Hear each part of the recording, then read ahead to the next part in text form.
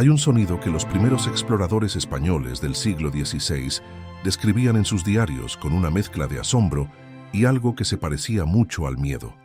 No era el rugido de un depredador, no era el estruendo de una tormenta sobre las llanuras, era el trueno de 1000 cascos golpeando la tierra seca del oeste americano, y cuando levantaban la vista, veían nubes de polvo que se extendían hasta el horizonte, levantadas por algo que ningún manual de colonización había preparado para enfrentar. Manadas de caballos que no le pertenecían a nadie. Los españoles entendieron de inmediato lo que estaban viendo. Ellos mismos habían traído esos animales al continente. Ellos mismos habían abierto, sin querer, la puerta de la que esos caballos escaparon. Y mientras miraban las manadas desaparecer en el polvo, en dirección a montañas que ningún hombre europeo había cruzado, algo quedó flotando en el aire. La pregunta que tardaría siglos en ser respondida completamente. ¿Qué le pasa a un caballo cuando nadie lo doma? La respuesta, descubierta durante 400 años en todos los continentes y en todos los climas posibles, es más sorprendente de lo que cualquier teoría podría anticipar. No se vuelve salvaje en el sentido primitivo. No retrocede a algo menor, se convierte en algo diferente, algo que combina la inteligencia que los siglos de domesticación desarrollaron con una capacidad de adaptación que los establos y los pastizales controlados habían mantenido dormida. Esta es la historia de los caballos que encontraron ese camino. Una historia que comienza en las estepas de Asia Central, con el único caballo que nunca fue domesticado. Atraviesa desiertos africanos donde el agua desaparece por meses, islas del Atlántico donde el viento nunca para, pantanos europeos donde el terreno engulle todo lo que no sabe moverse con precisión y termina con una pregunta que sigue sin respuesta definitiva. ¿Puede la libertad, cuando se prolonga suficiente, cambiar lo que un animal es? El origen de todo, cuando el caballo no era de nadie. Para entender lo que los caballos libres se volvieron, primero hay que entender lo que el caballo siempre fue, antes de que el ser humano decidiera montar uno por primera vez. El caballo de Przewalski es la respuesta a esa pregunta, y la respuesta es más complicada, más fascinante y más perturbadora de lo que parece a primera vista. Originario de las estepas de Asia Central, este animal lleva el nombre del explorador ruso que lo describió para la ciencia occidental en el siglo XIX, aunque las poblaciones locales llevaban siglos conociéndolo. Lo que distingue al Przewalski de absolutamente todos los demás caballos del mundo no es su aspecto, aunque su aspecto ya es completamente diferente, con el cuerpo robusto y compacto, la crina corta y erecta que nunca cae hacia los lados como la de los caballos domésticos, las patas con rayas reminiscentes de sus ancestros más lejanos. Lo que lo distingue es algo que solo los laboratorios del siglo XX pudieron confirmar con certeza. Tiene 66 cromosomas. El caballo doméstico tiene 64. Esa diferencia de 2 cromosomas representa una separación evolutiva que ocurrió hace entre 500.000 y 700.000 años. No es un ancestro del caballo doméstico. No es un pariente cercano. Es una rama diferente del árbol. Un caballo que siguió su propio camino evolutivo, mientras los ancestros de los caballos que hoy reconocemos tomaban el suyo. Y nunca fue domesticado, no en el sentido real de la palabra. Los intentos históricos de capturar y domar al Przewalski produjeron animales que toleraban la presencia humana, pero que no generaban las generaciones de descendientes dóciles y colaboradores que definen la domesticación verdadera. El Przewalski tiene algo en su biología, algo en ese par de cromosomas adicionales que resistió el proceso que transformó a sus primos en compañeros de trabajo y de guerra del ser humano. La historia del Przewalski en el siglo XX es una de las narrativas más dramáticas de la conservación. A mediados del siglo pasado, la especie había desaparecido completamente de la naturaleza. Los últimos individuos salvajes fueron avistados en 1969 en el desierto de Gobi. Lo que quedaba existía únicamente en zoológicos y reservas, una población cautiva de apenas algunos cientos de animales, descendientes de los pocos que habían sido capturados décadas antes. Entonces, comenzó uno de los programas de reintroducción más complejos jamás ejecutados. Animales criados en cautiverio, que nunca habían conocido las estepas, fueron devueltos a Mongolia y a Kazajistán con la esperanza de que algo en su biología recordara lo que sus ancestros habían sido. Los resultados tardaron años en confirmarse, pero la confirmación llegó. Los Przewalski reintroducidos no solo sobrevivieron, aprendieron, formaron manadas, establecieron territorios y empezaron a reproducirse. Hoy hay más de 2000 ejemplares en estado salvaje. El único caballo que el ser humano nunca logró domar completamente volvió a los lugares que siempre fueron suyos, y lo hizo con la tenacidad tranquila de algo que nunca olvidó del todo para qué había sido construido. La gran fuga, cuando los caballos de los conquistadores se convirtieron en leyenda. En el año 1519, Hernán Cortés desembarcó en México con 16 caballos. Para los pueblos que encontró, aquellos animales eran algo que ninguna tradición oral, ningún mito, ningún sistema de categorías existente podía clasificar adecuadamente. Eran más grandes que cualquier animal que hubieran visto montar a un hombre. Se movían con una velocidad que hacía al jinete parecer parte de la criatura. La conquista fue, en parte, una conquista de percepciones, y los caballos fueron parte central de esa percepción.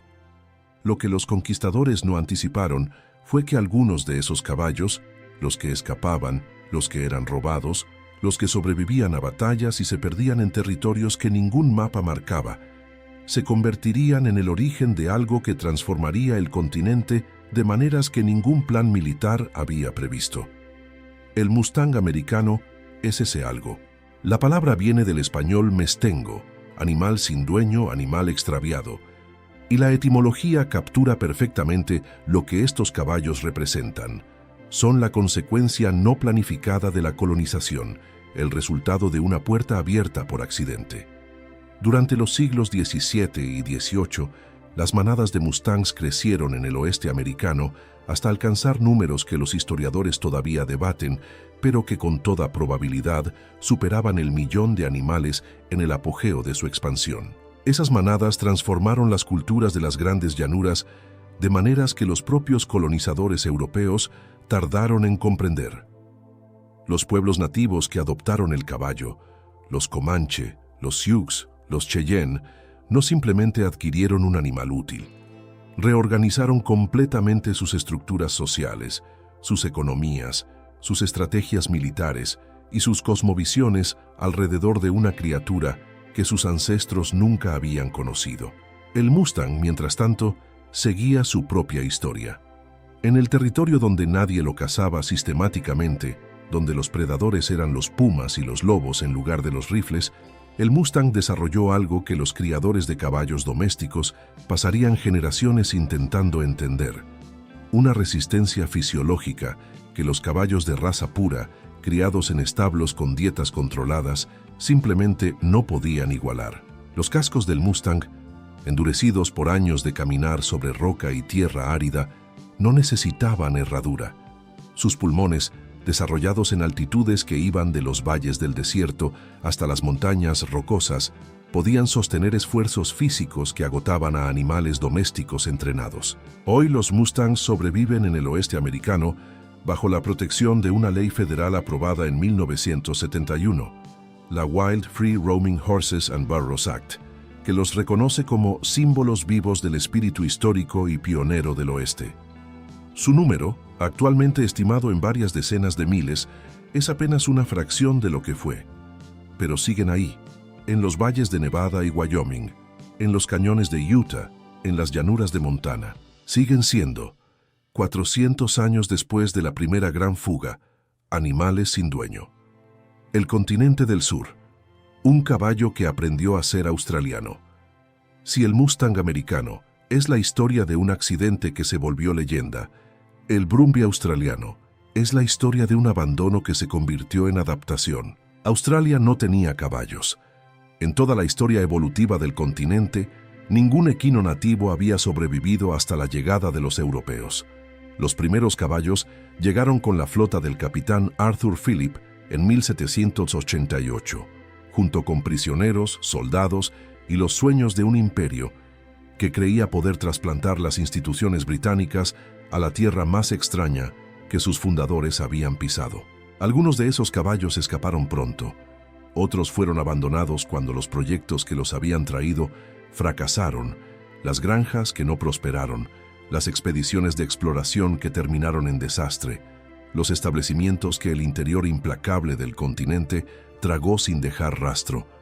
Décadas después, en áreas remotas de Queensland y del territorio del norte, los colonizadores que avanzaban hacia el interior encontraban algo que no esperaban encontrar. Manadas de caballos que llevaban generaciones viviendo sin supervisión humana, en un paisaje que no tenía equivalente en ninguna parte del mundo donde los caballos hubieran existido antes. El Brumby sobrevivió al interior australiano, y eso, para alguien que conoce la geografía y el clima de ese continente, es una afirmación que merece una pausa de asombro.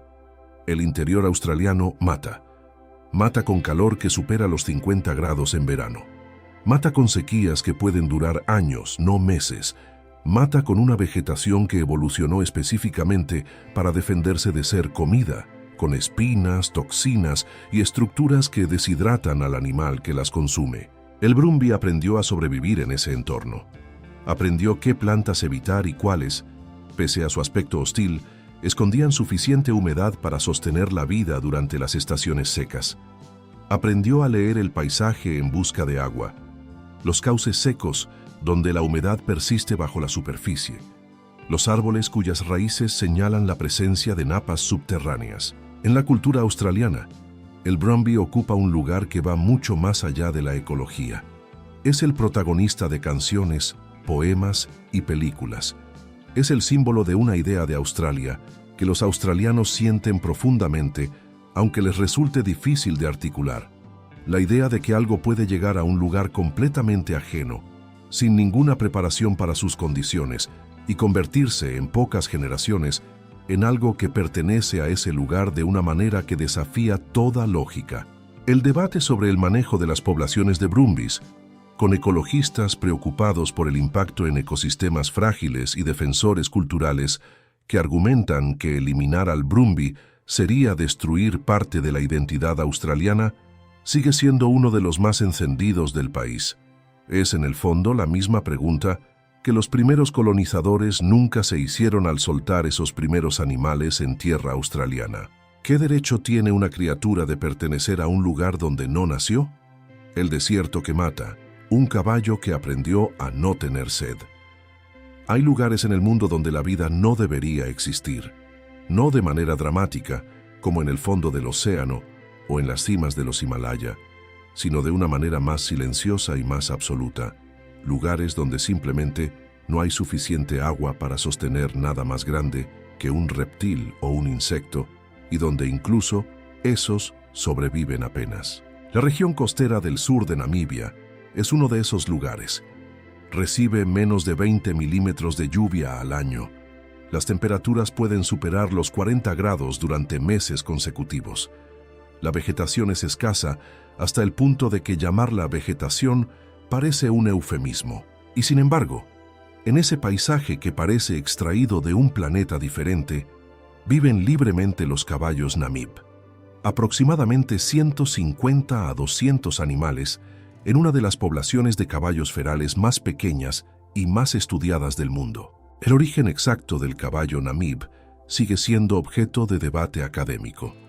Las teorías más aceptadas apuntan a caballos de la administración colonial alemana de principios del siglo XX, posiblemente escapados durante la Primera Guerra Mundial, cuando las instalaciones militares del suroeste africano alemán fueron atacadas o abandonadas. Otra teoría señala a caballos pertenecientes a un afrikáner que los habría introducido en la región décadas antes. Lo que importa no es exactamente de dónde vinieron, lo que importa es lo que se convirtieron. Los caballos Namib han desarrollado adaptaciones fisiológicas que los investigadores todavía están estudiando. Pueden pasar varios días sin beber, algo que ningún caballo doméstico puede sostener sin consecuencias graves para su salud. Cuando finalmente llegan al único abrevadero significativo de la región, el pozo de Garup, consumen cantidades de agua que compensan los días de privación y entonces se alejan nuevamente hacia el desierto con una eficiencia que parece contradecir la biología equina básica. Sus cuerpos son diferentes de los de sus ancestros domésticos. Son más delgados, con una conformación que maximiza la relación entre superficie corporal y masa, lo que facilita la disipación del calor. Sus tasas metabólicas basales son más bajas. Han aprendido, en el sentido más literal de la palabra, a hacer más con menos. Pero hay algo más en la historia del caballo Namib que trasciende la biología. La Namibia independiente, que emergió en 1990 de décadas de dominación colonial y de uno de los conflictos de independencia más brutales del siglo XX, encontró en los caballos del desierto algo que necesitaba urgentemente: un símbolo de supervivencia contra todo pronóstico, un símbolo de adaptación a condiciones que parecen diseñadas para destruir. Los caballos Namib se convirtieron en atracción turística, sí, pero también en algo que los namibios describen con un orgullo que no tiene equivalente fácil en otras culturas. Son el espejo que el desierto le devuelve al país, duro, sin adornos y sorprendentemente vivo. Las Islas del Viento. Cuando el aislamiento crea su propio mundo. A unos 200 kilómetros al este de la costa de Nova Scotia, Canadá, hay un lugar que los marineros del Atlántico Norte han llamado durante siglos con nombres que dicen exactamente lo que es: la Isla de la Arena, el cementerio del Atlántico, el lugar donde los barcos van a morir. Sable Island es una barra de arena de apenas 40 kilómetros de largo y menos de 2 de ancho, expuesta sin protección a los vientos más feroces del Atlántico Norte. Sus costas han destruido más de 350 barcos documentados desde el siglo XVI. El permafrost no existe ahí. Lo que existe es arena, viento, una vegetación costera que se aferra a la tierra con una desesperación que los botánicos describen con admiración, y caballos. Aproximadamente 500 caballos que llevan ahí desde el siglo XVIII. El origen exacto de los caballos de Sable Island se pierde entre la historia y la leyenda. La versión más documentada señala a un comerciante de Boston que habría enviado varios caballos a la isla a mediados del siglo XVIII como base para una granja que nunca prosperó. Lo que sí es cierto es que desde 1801, cuando el gobierno canadiense estableció una estación de rescate en la isla, ya había suficientes caballos para que los informes oficiales los mencionaran como una presencia establecida.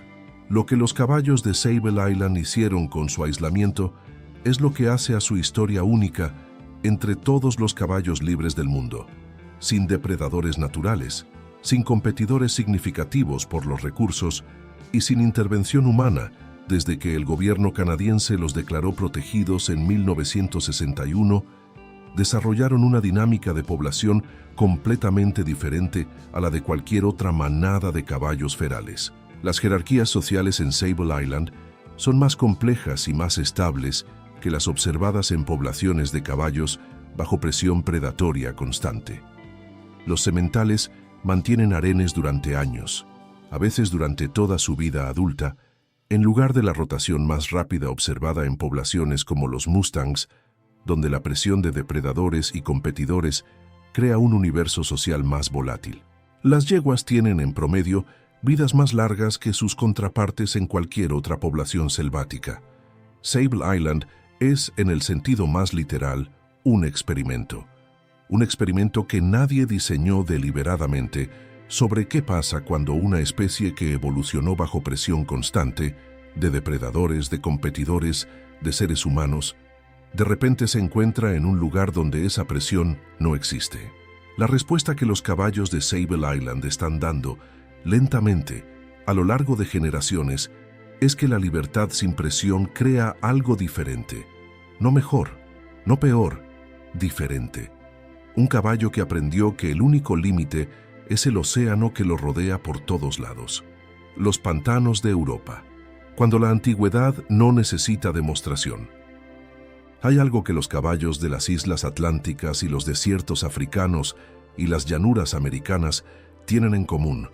Son recientes en términos históricos. Llevan siglos siendo libres, no milenios.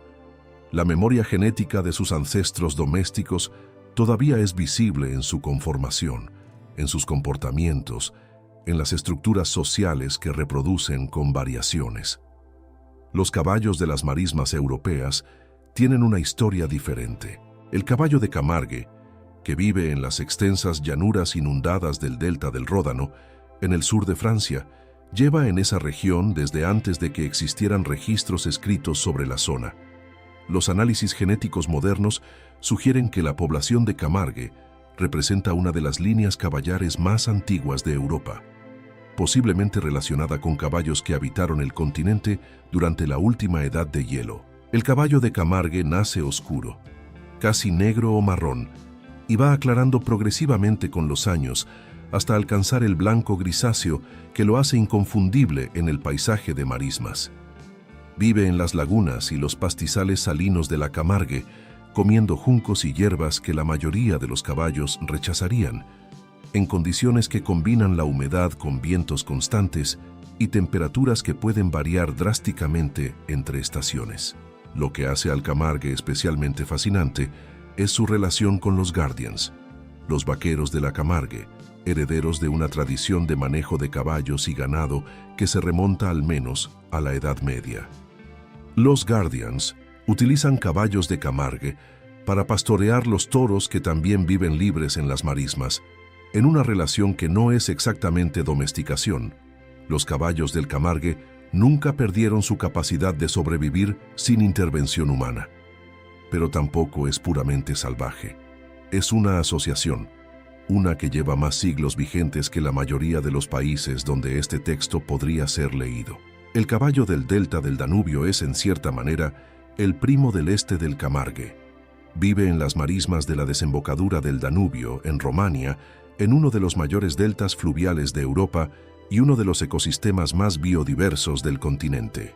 Estos caballos, cuyo origen incluye animales domésticos liberados en distintos momentos históricos, se han integrado tan completamente al ecosistema del delta que los ecólogos los consideran una parte funcional del ambiente. Sus patrones de pastoreo influyen en la vegetación de las marismas de maneras que afectan a docenas de otras especies, desde las aves acuáticas hasta los peces. Son, en el sentido más profundo del concepto, parte del lugar donde viven. Las Islas Barrera, un mito que resultó ser historia. En 1947, una novela infantil cambió para siempre la manera en que el mundo pensaba en los caballos de cierta isla barrera en la costa de Virginia. Misty of Chincoteague, de Marguerite Henry, contaba la historia de dos niños que capturan una yegua salvaje durante la ronda anual de Chincoteague y se enamoran de su potrillo. La novela fue un éxito inmediato y generó décadas de interés turístico en una isla que, de otra manera, habría sido apenas un punto en el mapa costero de la costa este americana. Pero la historia real de los poneys de Assateague y Chincoteague es, si cabe, más interesante que la novela. Los poneys de Assateague, la isla barrera donde las manadas viven libremente, son técnicamente los mismos animales. Pero la frontera entre Maryland y Virginia divide la isla en dos sectores administrados de manera diferente, y esa división ha creado, con el tiempo, dos poblaciones con características ligeramente distintas. Los poneys del lado de Maryland son gestionados por el Servicio de Parques Nacionales con una intervención mínima. Los del lado de Virginia son propiedad de los bomberos voluntarios de Chincoteague, que llevan a cabo cada año, en julio, una tradición que data de 1925, el cruce a nado hacia Chincoteague, donde los potrillos del año son subastados para controlar el tamaño de la manada. La leyenda de origen, la que Henry nunca contradijo y que todavía circula entre los turistas, dice que los poneys son descendientes de sobrevivientes de un naufragio español del siglo XVI. Un galeón cargado de caballos habría naufragado frente a las costas de Virginia, y los animales que lograron nadar hasta la orilla habrían fundado la manada que existe hoy. La historia es perfecta. Es el tipo de historia que los lugares necesitan para volverse memorables. La explicación más aceptada entre los historiadores es menos romántica pero igualmente reveladora. Los colonizadores de los siglos XVII y XVIII habrían llevado animales a las Islas Barrera precisamente para evadir los impuestos sobre el ganado pastoreado en tierra continental. Las islas eran gratuitas y sus condiciones hostiles, vientos constantes, vegetación pobre, ausencia de agua dulce en abundancia, eran el precio a pagar por evitar las tasas de los gobiernos coloniales. Los poneys sobrevivieron al precio y siguieron sobreviviendo durante siglos en una costa que los meteorólogos modernos describen como uno de los ambientes más cambiantes de la costa este, sujeta a huracanes, a mareas de tormenta, a inundaciones que pueden cubrir la isla completa en cuestión de horas.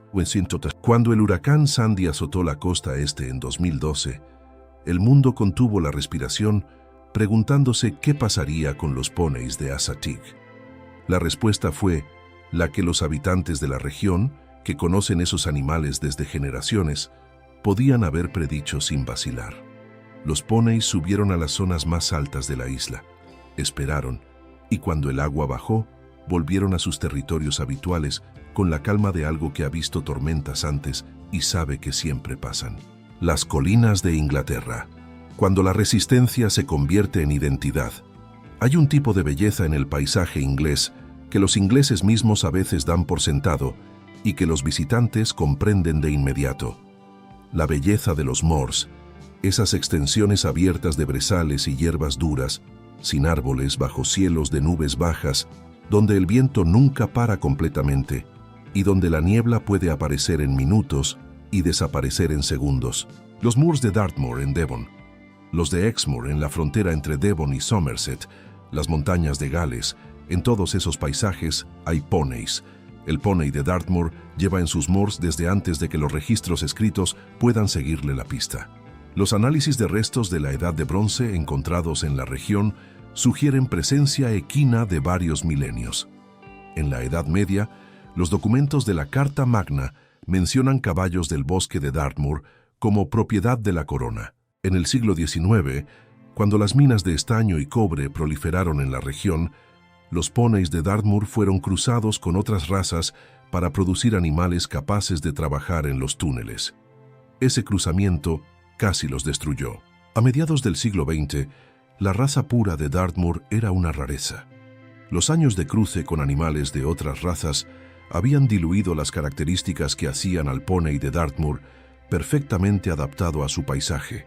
El pelaje denso que resiste la lluvia sin absorberla completamente, los cascos duros que no requieren herradura en el terreno de granito del moor, la constitución compacta que genera calor corporal con una eficiencia que las razas más elegantes no pueden igualar. Los programas de conservación de las últimas décadas han revertido parcialmente esa tendencia. Hoy, manadas de poneys de Dartmoor de raza más pura vuelven a pastar libremente en los moors, cumpliendo además una función ecológica que los gestores del paisaje tardaron en comprender pero que ahora consideran esencial. El pastoreo de los poneys mantiene la vegetación de los brezales en el estado que necesitan para ser hábitat de docenas de especies de aves, insectos y plantas que de otra manera serían desplazados por el crecimiento descontrolado de helechos y arbustos. El poney de Exmoor lleva la misma historia más lejos y más atrás en el tiempo.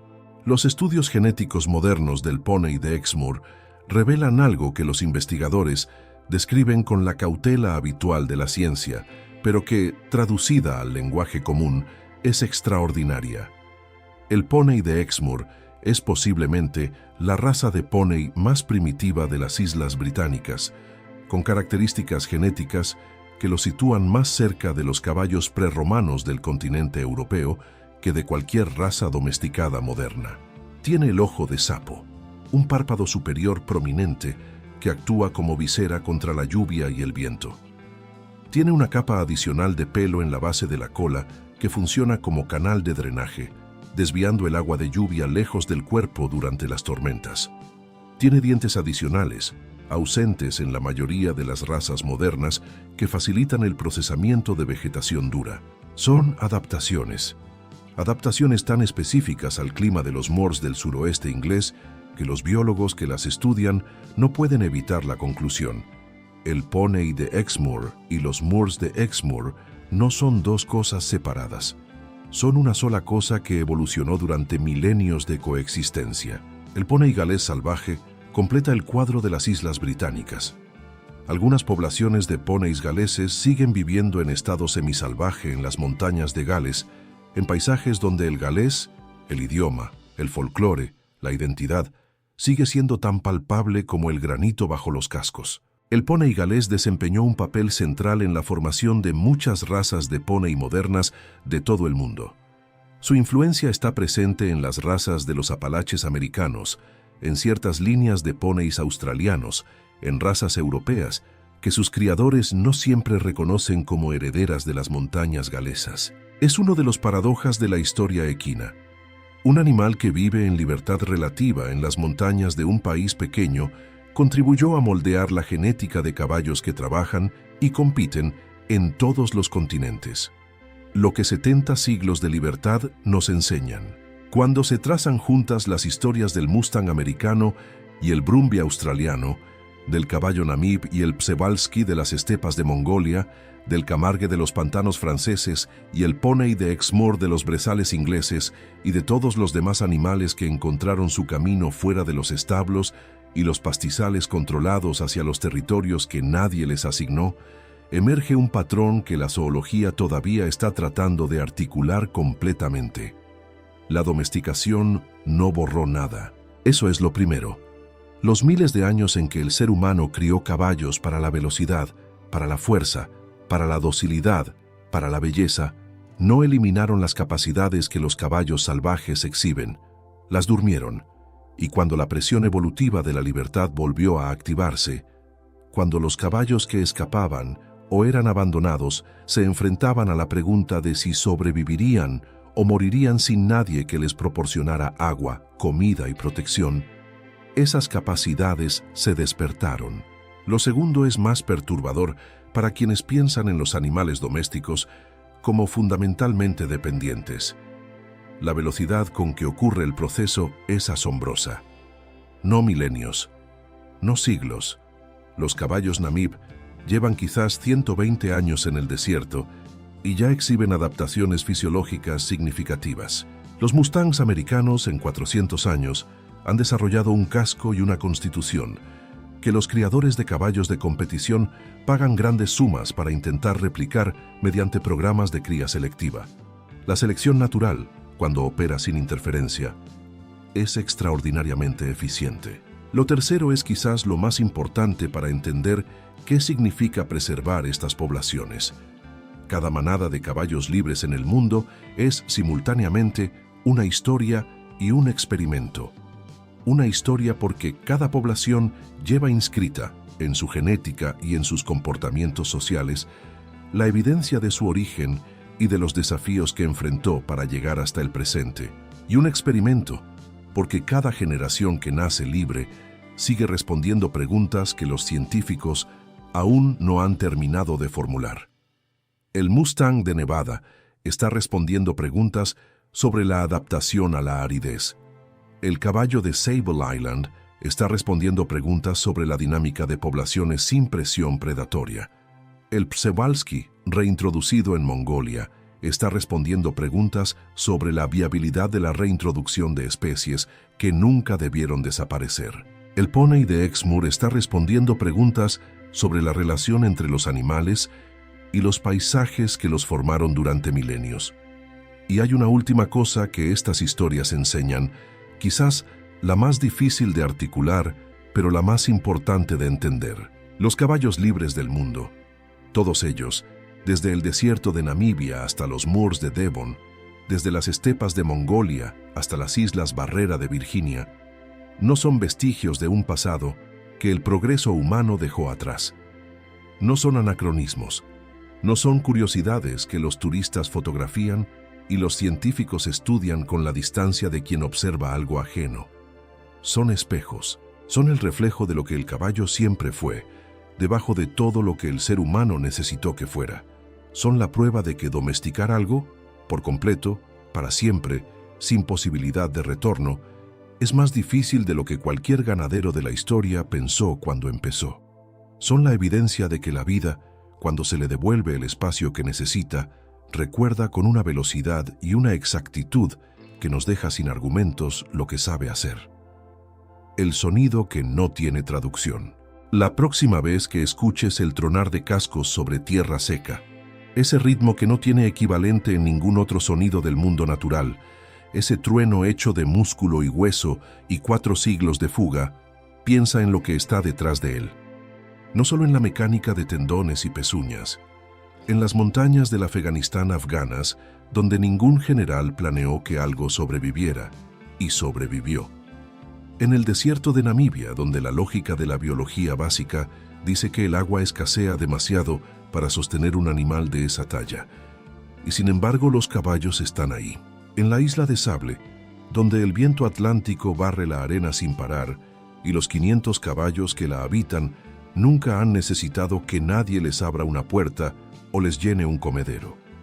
Los caballos libres son la historia de una pregunta que el ser humano hizo sin querer hace miles de años, la primera vez que domesticó a uno de estos animales. ¿Puede un ser vivo pertenecer a otro? La respuesta que las manadas del mundo entero llevan dando desde entonces, en el oeste americano, en el outback australiano, en los pantanos del Danubio, en las islas perdidas del Atlántico, es siempre la misma. Solo hasta que encuentra la puerta abierta. Y cuando la encuentra, no mira atrás.